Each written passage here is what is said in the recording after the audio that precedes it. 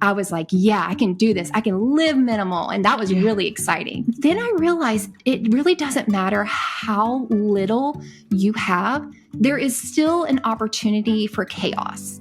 There's still an opportunity for mess. So it was that year and a half that we lived in our camper that I learned habits. Minimalism and habits can go together to create a lifestyle that is easier to manage. My name is Lisa, mother of 8 and creator of the blog and YouTube channel Farmhouse on Boone.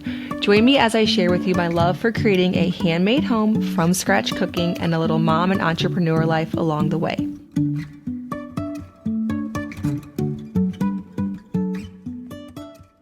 Welcome back to the Simple Farmhouse Life podcast. Today, I'm having on Lisa Lizotte from Habits and Home podcast and website. She helps Christian ADHD moms with decluttering and setting up home management systems.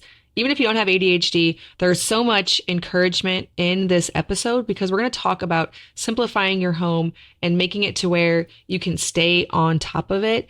And not that either of us have anything against chore charts, but managing it without having to have a complicated system and sort of a flow. I love talking about that because that's kind of how things work in our home. Did want to say, apologize for the baby is in, the baby is out in this episode. It's a little crazy. We went on a trip, and I know this is airing in August, just before back to school time, which is great, whether you homeschool or not, because you can help to get your home managed and simplified before that busy season. But this was filmed in July. So we just got home from a trip to the West Coast. We were on Pacific Standard Time. We are Central Standard Time. And for whatever reason, coming home that way, so going west is really easy. We transitioned into that time zone the first day. And then coming back, it's next to impossible because you have to actually get the kids to go to bed earlier, and in order to get them back to where they're waking up at an earlier time and not on PST. My sister travels a lot, and she said she thinks coming home from PST to CST is the hardest transition. All that to say, normally I schedule all of my podcast interviews during afternoon nap, but both the 2-year-old and the baby are not napping. So we're trying to figure out who's going to take the baby, who's going to take the toddler while I do this interview. But thankfully, we have a lot of help here. I have my husband home. I have my teenagers. And so we're a family that can really work together. I know not everybody has that. And that is something that we're going to talk about in the episode. Interpreting some of this advice for your own situation, even if it doesn't look the same. I know that I'm in a very different season of life than I was in years ago, whenever I just had all small children. It can be so different. And I am thankful in a lot of ways to be on the other side of that, and not everything falls on me in this home, but I do remember it. I remember it well. And so I can come alongside you in that. Without further ado, let's jump into this great interview with Lisa. All right, Lisa. Nice to meet you. I'm Lisa as well. We were just chatting before and getting into so many topics. I'm like, that was Victor burping, by the way, for the audience. We need to get this recording so that we don't have to rehash out all this stuff, because I was learning about your family and how you transitioned into doing a private school really recently, but you homeschooled for a decade, I believe. So tell us a bit about yourself and your family and your mission on the internet. Yes. Well, thank you so much, Lisa, for having me on.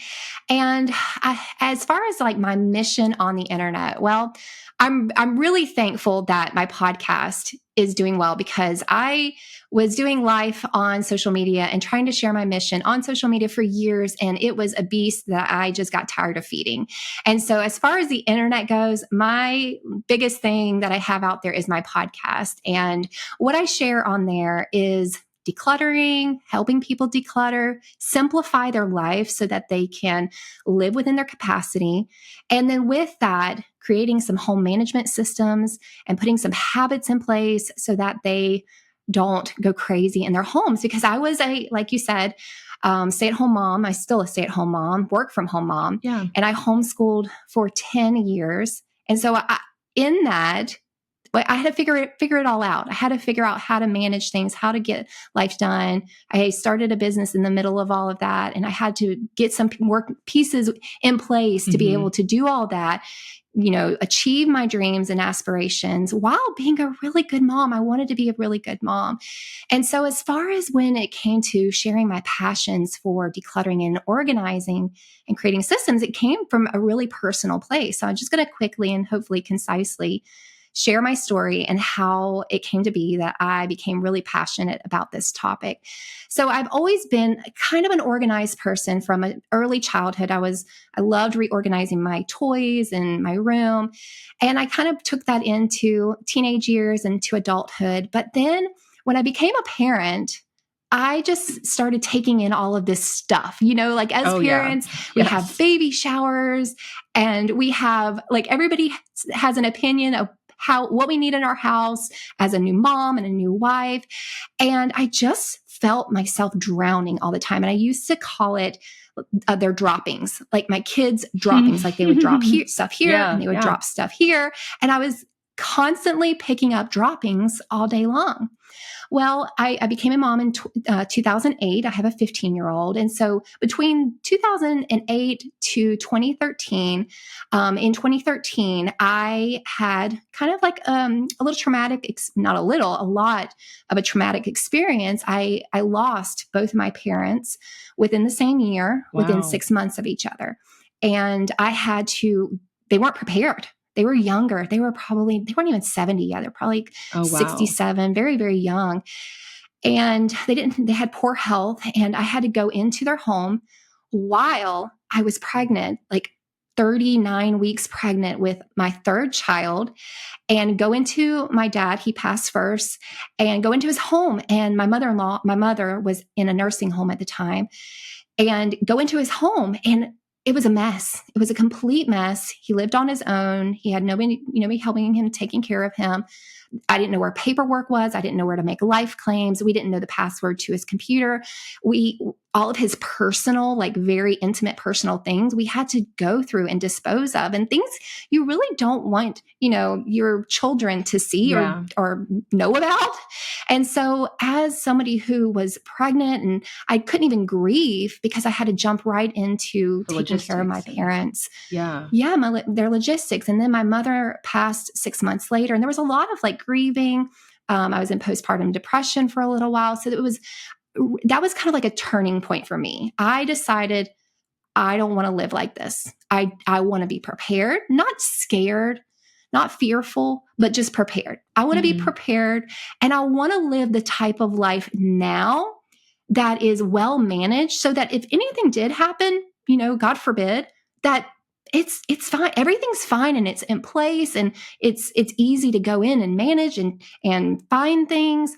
And so that was really the turning point for me. I had always been an organized person, but that was when I was like, okay, we're going to start downsizing. We're going to start getting life to what is within my capacity to be able to manage. And so I started on this minimalism journey a couple of years after that. I think it was 2017. We were youth pastors at the time, and my husband stepped down from ministry, and we did have a pastorium where the church provided a house for us. And so he stepped down, for mental health reasons, and we didn't know where we wanted to live. And so I was like, well, let's move into an RV and let's kind of travel a little bit. That was big on Instagram. It probably still is. I just don't follow people like that anymore.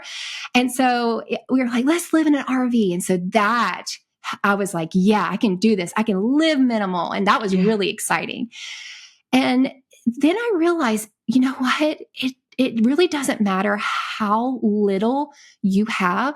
There is still an opportunity for chaos. There's still an opportunity for mess. So it was that year and a half that we lived in our camper that I learned habits, that I learned how minimalism and habits can go together to create a lifestyle that is easier to manage. And so we've since moved into a farmhouse. We have chickens. We've added two because my capacity is greater now and I can do that. But that's kind of like how I've gotten onto this mission of sharing just this idea of living a life that is in your ability to manage well now, but then it's also, easy if something were to happen to you. Let's just get ourselves prepared. Let's just have a home of preparedness. Yeah, that makes a lot of sense. I'm going to really quick hand him off to my daughter because she didn't get my text. And then we'll continue on. Sorry. No problem. Go for it, girl. Okay. Go for it. You're fine. I love it, actually. I'm like, oh, you're a real person. Yeah, it's funny. One of my sisters are both on YouTube. And we like to compare comments just because it's funny and it's like a good way for us to not take any of it too seriously. We can all just be like, ha, that's hilarious. But they said something like, what they don't tell you is they have these homemaker influencers. They have maids, cooks, and lawn care people. And I'm like, that's that'd be cool. I know, right? She said it's so matter of fact. Like, it's actually like what they have, like they don't tell you that, but they have. Like, we don't. It's really not true at all. I know. Yeah, but some of us homemakers struggle with hiring out because we want to teach our kids how to manage our home. And when you hire everything out, sometimes you lack that opportunity. I mean, I just reached out. I treat myself to a house cleaner. I don't hire anybody. We don't hire out anything. We do everything, even our home renovations in our farmhouse. And I treat myself to a house cleaner when we go on vacation twice a year. And my husband said recently, that's a good idea. Yes. It's, we try to save money, and I'm like, I know I could pay somebody $100, but it's like $100 that I want to keep.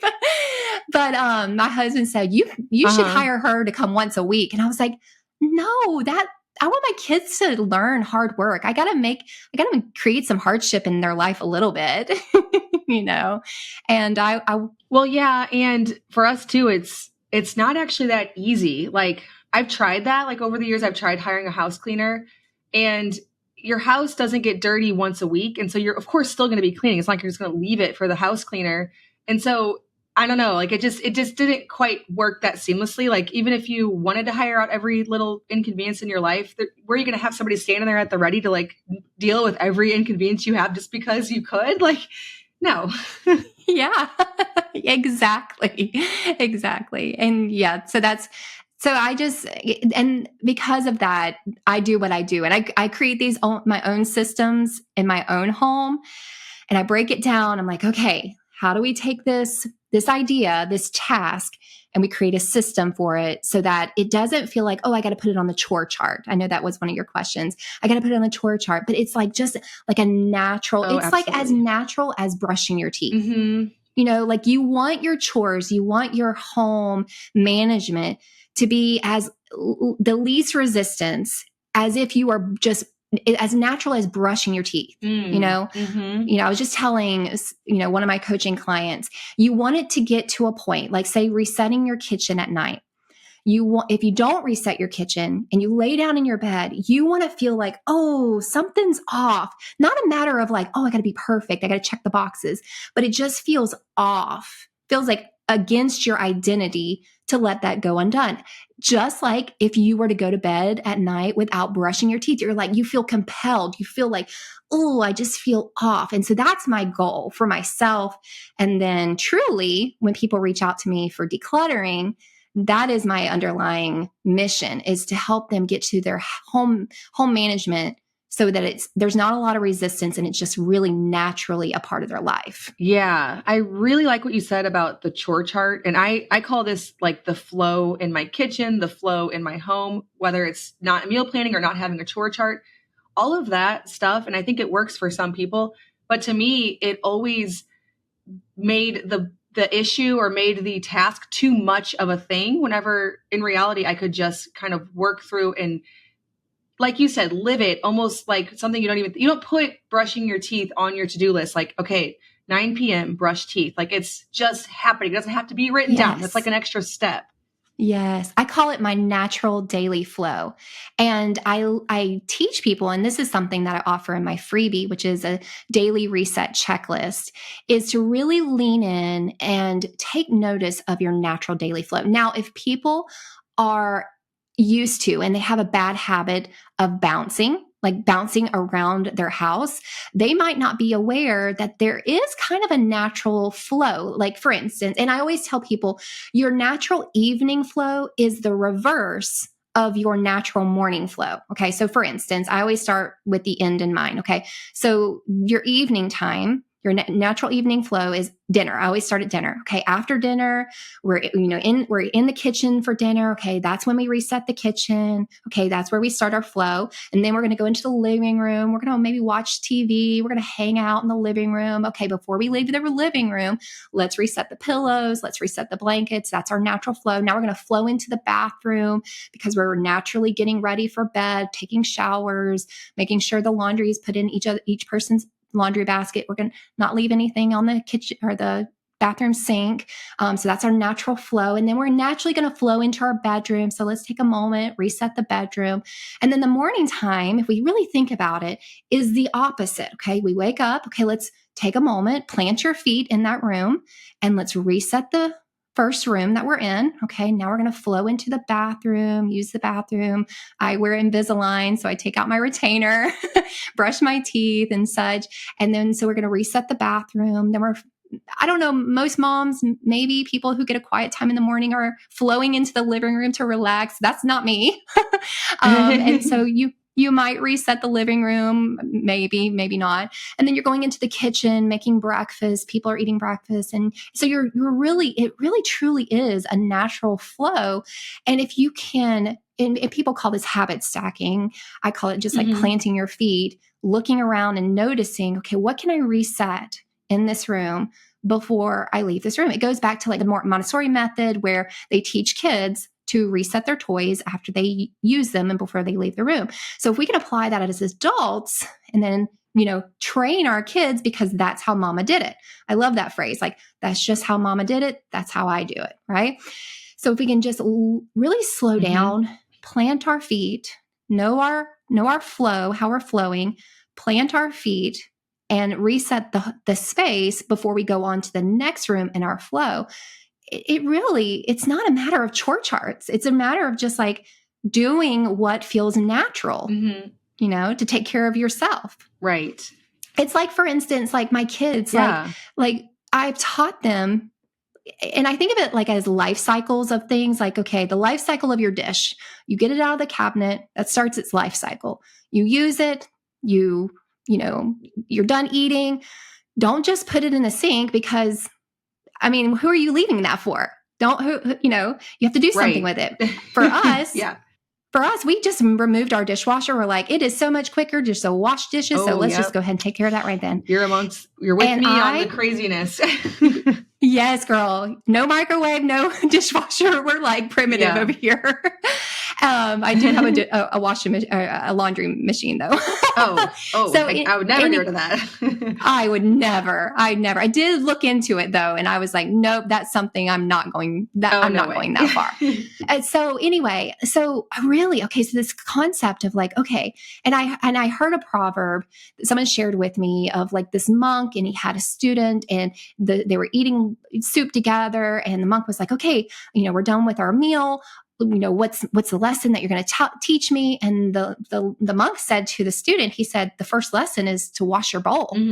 And it was like revolutionary. It was like, oh, the next step is to wash my bowl. Like, the next step is not to leave your bowl in the sink for somebody else to take care of. The next step is to just wash, dry, put it away. Yeah. Just wash, dry, put it away. And it's done, and it's reset for when you're going to use it again.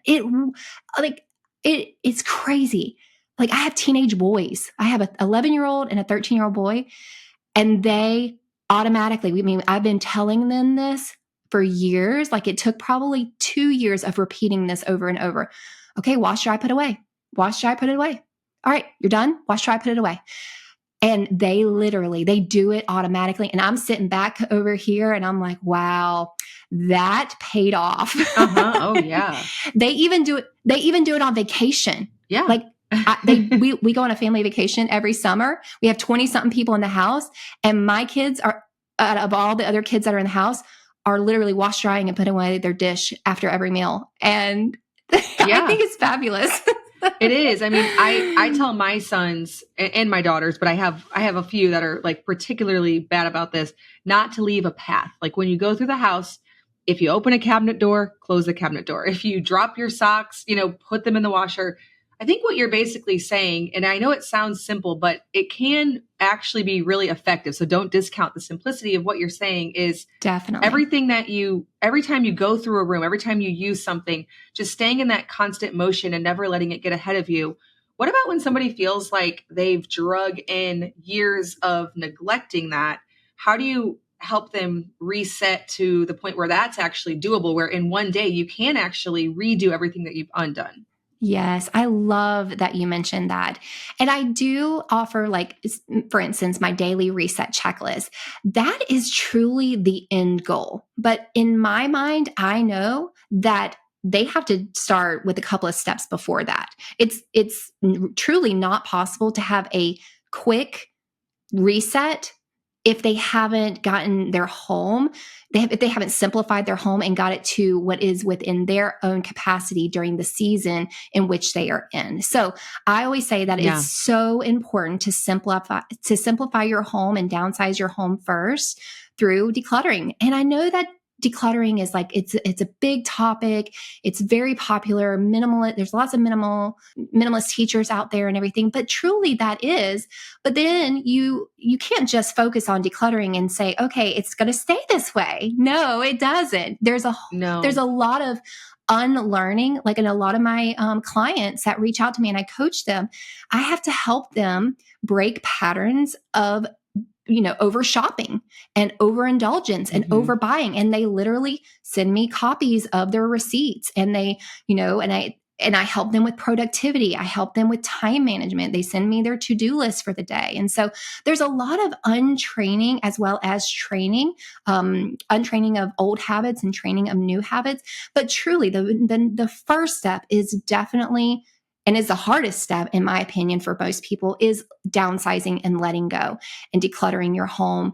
And really, I always say you have to get mad. You have to get to a point where you're just like mad at it. You're sick of it. You're mad about it. You're just like, I'm done. You reach that point of being done.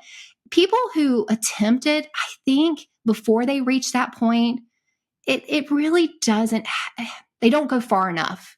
They just kind of like, oh, they'll declutter one drawer or you really got to get to a point where you're just like, I'm done. I am mad about, like, I've let this go too far. It's almost like, I always say, it's like God saying, okay, little children, you've gone too far. It's Come too back much. over here, come. Yeah. And we have to know how to parent ourselves. And that's what a lot of this is knowing that we've gone too far, just like our children go too far, or they have too much TV, or they have too much screen time, and they're overwhelmed, and you see it in their behavior. We go too far by letting too much in and taking on too much. We say Hmm. yes to too much stuff. We say Oh, yes to too yes. many opportunities. That's me. Too much, and I say this over and over and over, too much of a good thing is no longer a good thing. And I've said that to my kids as I've parented them throughout the years. Too much sugar is not good for you. Too much TV is not good for you. Too much being with your friend in too many days in a row is not good for you. Too much stuff is no longer a good thing. So really, downsizing and simplifying your home is definitely the number one step, I think, to getting it to that point of what you're able to manage. So how do you help people figure out what is the point where they can manage it and they can actually, or what are some signs that your home has become unmanageable and you can no longer implement a home system like you're talking about very easily? I think it's really, I mean, people know, people just feel it. Yeah. They sense that they're dissatisfied, and they might not even be able to pinpoint it. Sometimes people experience anxiety, they experience depression, they experience a lack of joy for their kids. I know that was for me when I was homeschooling. I wanted to enjoy my children, and they're beautiful children. They're like happy, but I was doing too much. I had too much to manage.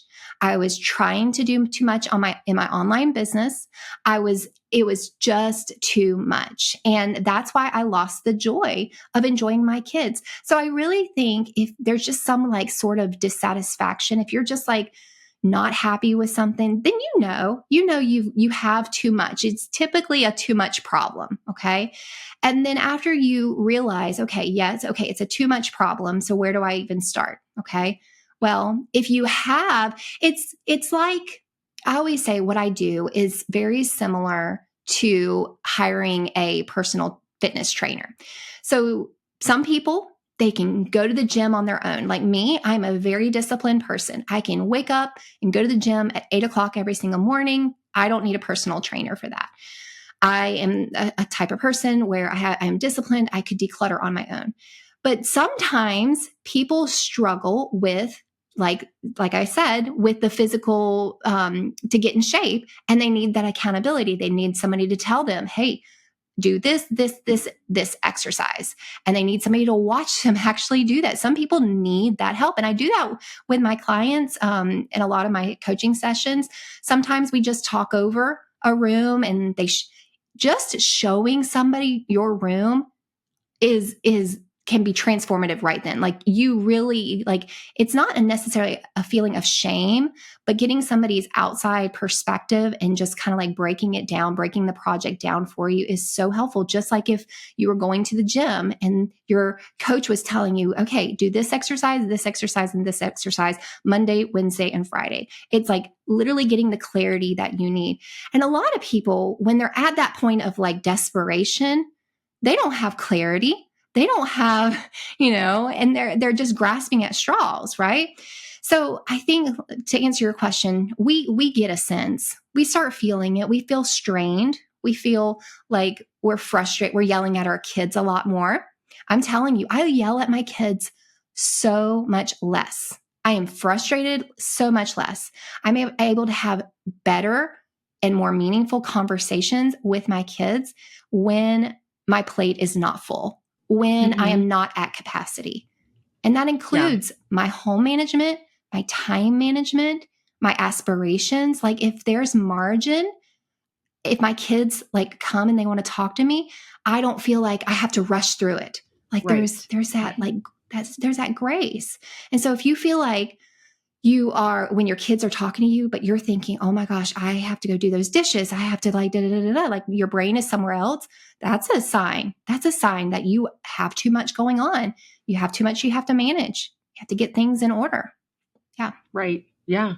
And it comes down to, for me, a lot of times it's agreeing to too many things in my life, not so much my clutter. I'm pretty good at, over the years, I've really been able to zero in on that's such an easier way to manage a home if you just have way less stuff.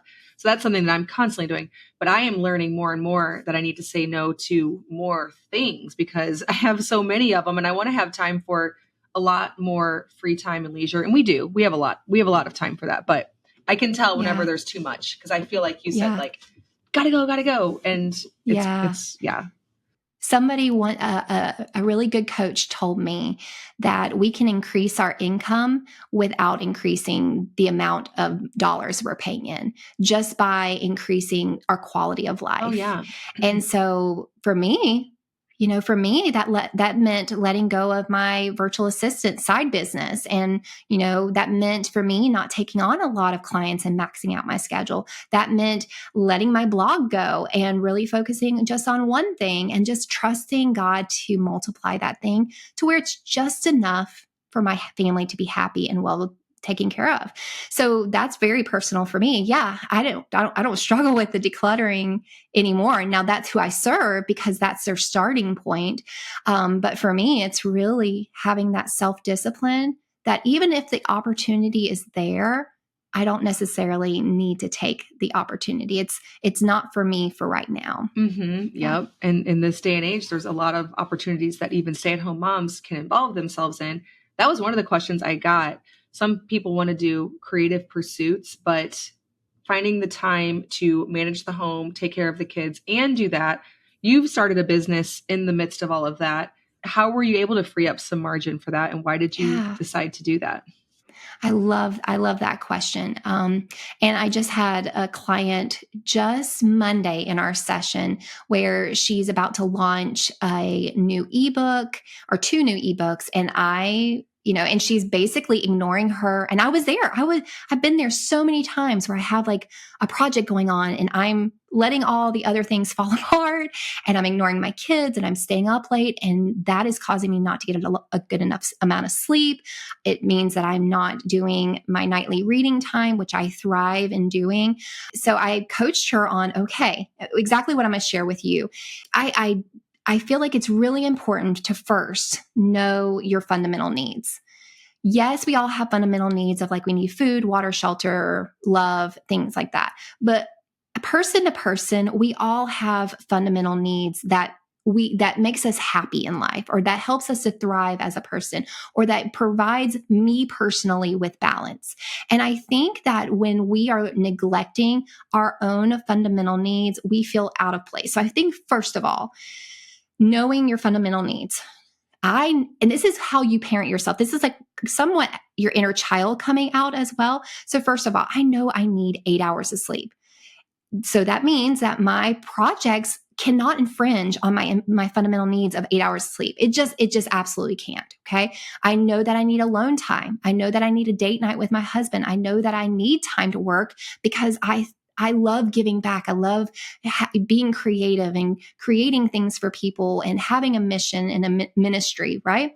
Okay, so I think first of all, it's really, really important to know your fundamental needs and make sure that you are making time to meet those fundamental needs. And I always say, like, write down about 6 to 8 of those.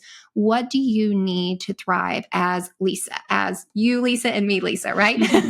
So what do you need to thrive as a person? The second thing that I recommend people do, and I have this in my time management system workbook and course, is to write out your ideal day. Okay. So you kind of have to know what your ideal day and how you want to spend it so that you can know where is the margin to be able to put in these projects, where like to approach it with some intentionality instead of just, your kids are doing breakfast. Okay. Now you're going to get on your cell phone and make some Instagram post or whatever. So really like knowing what is your ideal perfect day? If everything went as you planned it, what would that look like? And I always say, okay, what's your ideal time to wake up?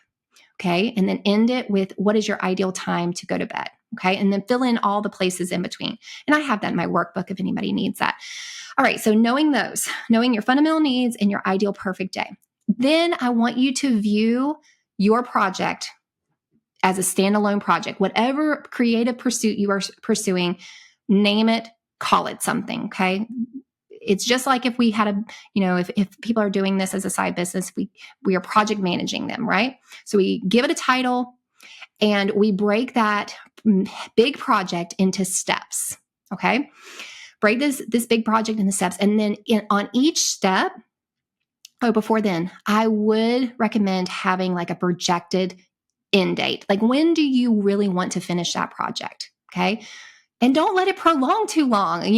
We can really just waste a lot of time, like moving things around in our ebook or, manipulating things in our course. Like, just do it. Like the person reading it.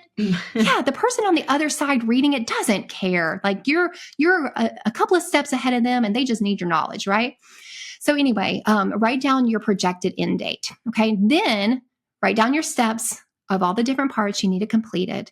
And in like parentheses beside that, put the estimated time each step is going to take. All right.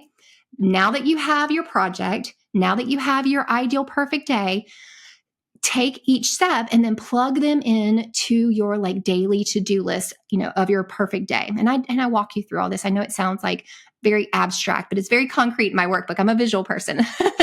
So anyway, it's like breaking this big project into steps. And it's the same with decluttering. You have a big project, you break it into steps, you estimate how much time it's going to take. You plug that in to the time blocks that you have, the allotted time blocks that you have during your day. Don't use your sleeping hours to do that. Don't use your sleeping hours. Maybe you have some boundaries with your kids and you say, okay, mommy's going to have say 30 minutes of work, you're going to have 30 minutes of, color time. And yeah, if you're a mom at home with the little ones, it's going to be hard. I was there. It was hard. But maybe you just do a little something during this season. It doesn't mean that you have a full-blown business like both of us. It means that you just get started with something. So really know if you know what your goals are. Like, you don't want to ignore your kids, obviously. So you have to know when during the day you can plug in those broken down steps of that larger project. Yeah. So are you breaking it down by hour or more by task whenever that task fits in? Sounds like you have sort of more of a, not necessarily like hour by hour, like 30 minutes, I will do this. Or do you have like more general times? Yeah. Well, I'll share with you what I did with my client on Monday. So she had 2 ebooks, and I asked her, okay, what are the tasks for those ebooks? And she said, one of them is the content's completely done. I just need to rebrand it. And I said, okay, how many hours do you project it's going to take? She said 2 hours.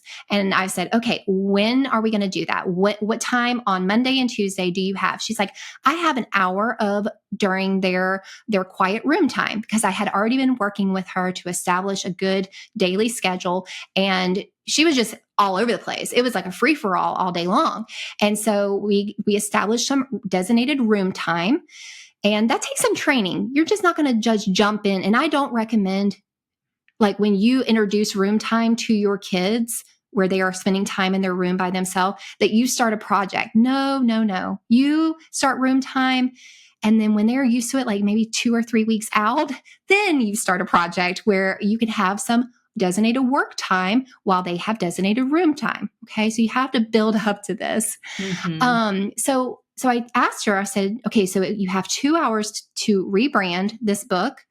When are you going to work on it? She's like, I have 1 hour that I can do during room time today, and I have 1 hour I can do during room time tomorrow. And I said, okay. And her end goal was Friday, this coming up Friday, to get both ebooks done. So then I asked her about the second book. I said, what do you need to do for the second book? She's like, I need to finalize the content. I asked her, how long do you think project is going to take? She said about 4 hours. I said, okay, let's look at your your weekly schedule. I said, when do you want to work on this? She's like, well, I have a babysitter on Wednesdays, and I can commit to 2 hours during that time. And then I know that it's just a season, and I have an end goal in mind. So after I tuck my kids in at bed at 8:00, I'm going to start a 2-hour time block from 8:30 to 10:30. And I said, okay. And we blocked that in for her, and she put it on her weekly to-do list for this week.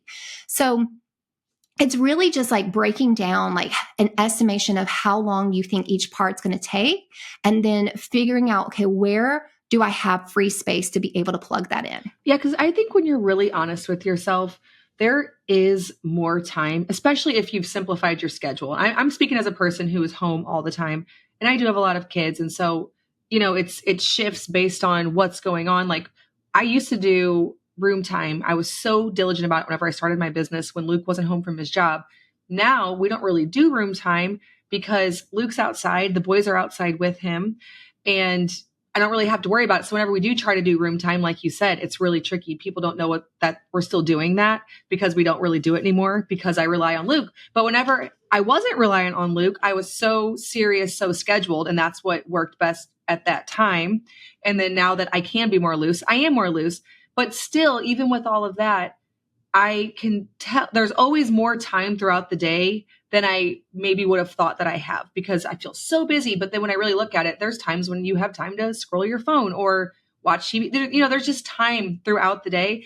And when I also find, like you said, you take a big goal, you break it down, and you actually have like the actionable steps that need to happen. You can look at it more concretely and place it into your schedule like you would something else. It also makes it to where you cannot be a perfectionist. So for me, I have this podcast. I have a YouTube channel. I do 1 podcast a week. I do 1 YouTube video a week.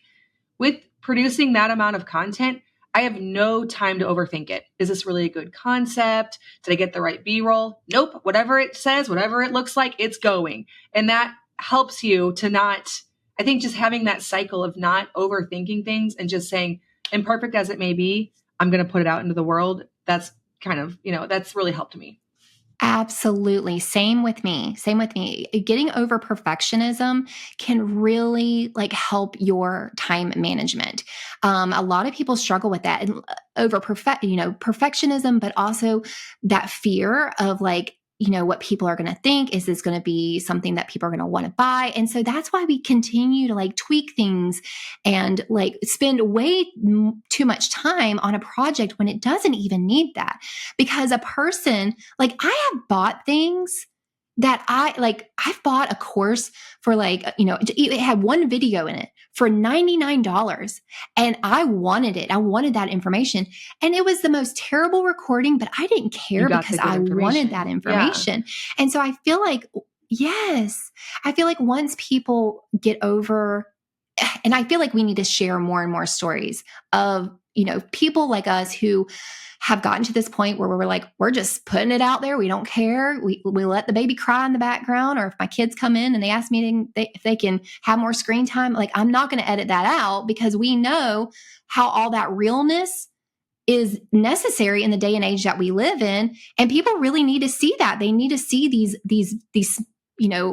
small beginnings. They need to see, I always say we live in a really strange world nowadays. And I really think if we just show ourselves as more humans, that we will break down those walls and barriers between each other and people will be even more successful because people will trust us, you know?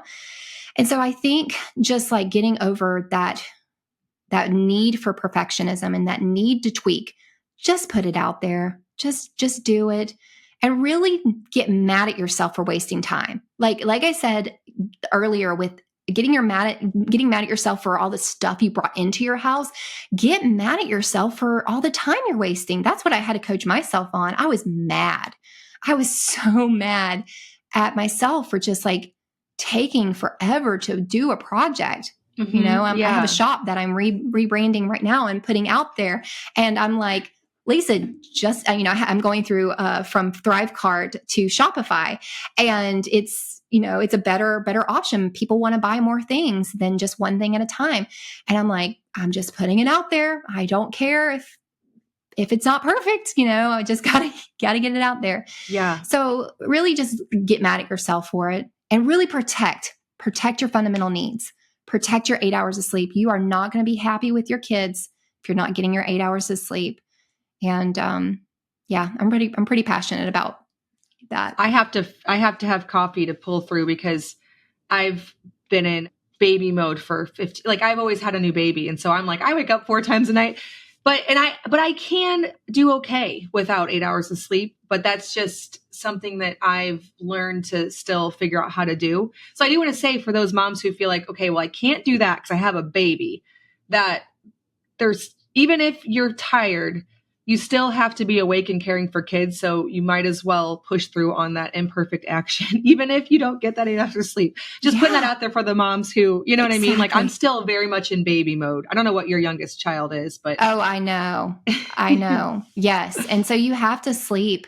And really like, I feel like a lot of us, I feel like a lot of us, especially in your circle of influence, it's different if it's like do or die. Like I have to earn some money. Like a lot of us are doing this as passion projects to see where it takes us, and so it's not like my husband has lost her job and now like if your husband has lost his job, then he's staying home with kids or you're finding money somewhere. And so I feel like, yes, we do want to pursue these things, but we have to know what's most important to us at the time. And it's to be able to serve our family from a place of peace. I mean, I remember years of doing an MLM company, and I would be just so angry with my kids because I'm like, I got to make this post. I'm done. Yeah, I'm done with that lifestyle. Yes. I have regrets of ignoring my kids. I have regrets of ignoring my kids, regrets of being frustrated with them, regrets of being on a live video and like yelling at them afterwards because they interrupted my live. Like I refuse to be that person. And I had to get mad at myself for doing that. Give myself the grace too. Like, okay, yeah, you went through that. You learned a hard lesson. Thankfully, you're not too far gone to where your kids are mad at you and hate you forever, but you can repair this. And so I just knew I had to create a business that matched the lifestyle that I wanted to live instead. And I had to let social media go. And I know that you've talked with my friend Sandy. I love her. I talk with her on a daily basis, and she's big on, getting off of social media. And she helped me. And I just you have to know your capacity. You have to know the life that you want to build, and you have to start, making those changes that fits that type of, that kind of life. Yeah, absolutely. Yeah. All great insight. I think it has to be, I always want to give people like concrete, like this is how you do things. And people want that too, but it's impossible in so many different ways because we all live such different lives. We have different seasons, like we have different homes, different how our home is outside. We have different husbands, we have different support, we have different jobs, different income levels. And so I think, giving people things that they can reinterpret for their own situation is really important because we always want to compare and we want to say things like, well, but I don't have this or I don't have this. But what do you have? And, your life might look a lot different from some of the people you coach. And you might have certain advantages, certain disadvantages.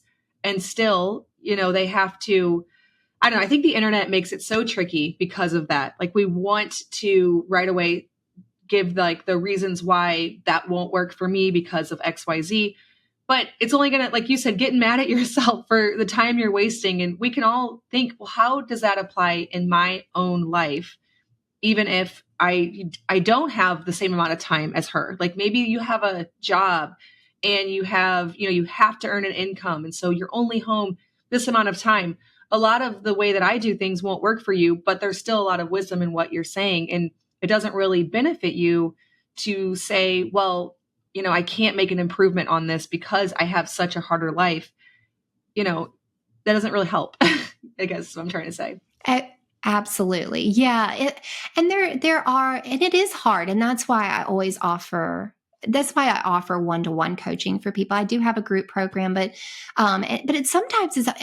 it's hard. And there's not a lot of declutterers or people who talk about decluttering that offer that, but that's just my passion, is to really get to know somebody and talk with them one-on-one, because it's hard to take tips. And that's why people will scour a Pinterest and look for tips for organization, time management, creating home management systems, and all of that. And they find themselves just spinning in circles because it's not specific for them. Yeah. And so I wanted to come alongside of people and really just hear them and say, okay, let's create something that's tailored for you. So I could share my story and share like what I've been able to do, but unless somebody has that skill of like in taking somebody's, it's kind of like listening to a sermon. You like take what applies to you and apply it to your life. But at the same time, you don't have to like be super legalistic about it and do A, B, and C perfectly, right? So that's sometimes difficult for some people who are that don't struggle with that. They can listen, they can glean on other people's tips. They can just take a little bit and throw out the rest. That's completely fine. But for some people, it's really hard, and they need somebody else's eyes on their situation and say, hey, look at what's going on. Help me to create systems for this. Help, like, be sweet to me, but also give me like that firm, tell me to let it go. Right. Yeah. And that's what I say. I ask people, I say, okay, how are we feeling emotionally today? Do you need me to be more like sweet and like tender, Lisa? Or do you need me to be more... Can you take this or not? Yes, exactly. Do you want me to tell you, like, do you want me to give you a good kick in the pants? Right. Yeah. So, I mean, truly, we all need that from time to time. Yes. And I'm doing, and I've heard this from so many different people. Sometimes we end up doing what we ourselves needed back in the day. I needed me like 12 years ago. And so I'm doing that now because I had to go through the grunt work of figuring it out. And I'm like, I wanted, as a newly married, like, we were in the church at the time. I was like, can somebody just mentor me?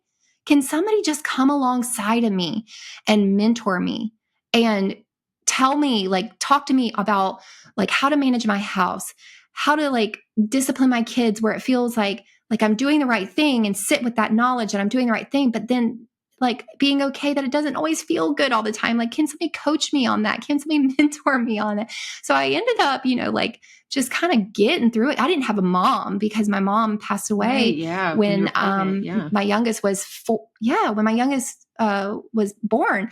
And so I didn't have like a mom that said, hey, darling, this is how you do it. This is how you figure it out. And so I'm like figuring it out on my own. And so it just became my passion. I didn't go back to teaching. I was a public school teacher in my former life and before I retired and became a stay-at-home mom. But I didn't go back to teaching. I'm like, this is what I want to teach on. I want to be what I didn't have before, and hopefully I can help other women get through it. Yeah, that's such a valuable thing to bring to the internet. You've had 15 years of being a mom, 15 years of managing a house, and kid variable thrown in there means that there's all kinds of stuff, and you have so much to offer with spending all of that time, just real life advice and being able to come alongside women and help them in their specific situation, because like we mentioned, they're all so different. I think that's a very valuable thing. So tell the listeners where to find you, where to find your podcast, and all of that stuff. Yeah, thank you. Well, first of all, I want to just encourage people because I know that you also teach on blogging, and I know that you also teach on, different things. And people are looking to you for inspiration and guidance for that. And I want to just tell people, you do have something to give. You do have something to offer. And people need to hear that. I love that people are coming to you, Lisa, for sourdough recipes. I was just making your sourdough chocolate chip cookie recipe yesterday. I made 90 chocolate chip cookies to go in the freezer. And I love that recipe. It's my go-to for chocolate chip cookies. And I just feel like don't discredit what you have inside of you to offer. Okay. Don't feel like it has to be grand and big, and just give. Okay. In the world that we live in, we need people who mentor other people. We need people to come alongside of each other.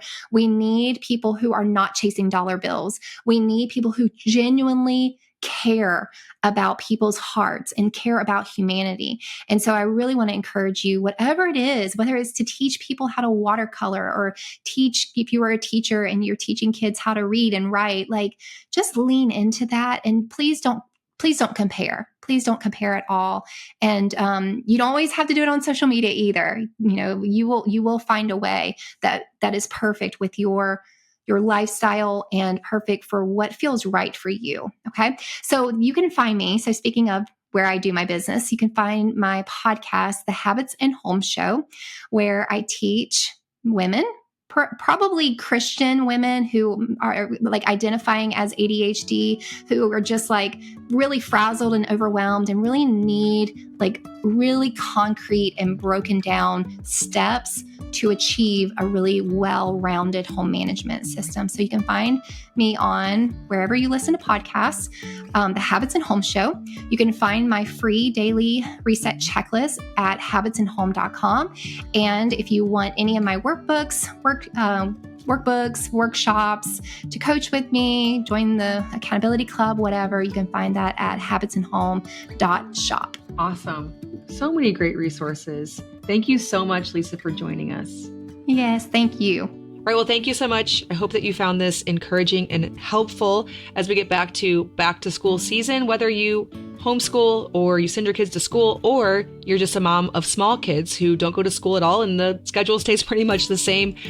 Either way, I know that simplifying our homes is a constant reminder that I personally need. I'm still constantly thinking, okay, I need to revisit this spot. I need to simplify it. It's getting difficult to manage and maintain. It's a constant process, but staying in that flow really helps. As always, thank you so much for listening to this episode of the Simple Farmhouse Life podcast, and I will see you in the next one.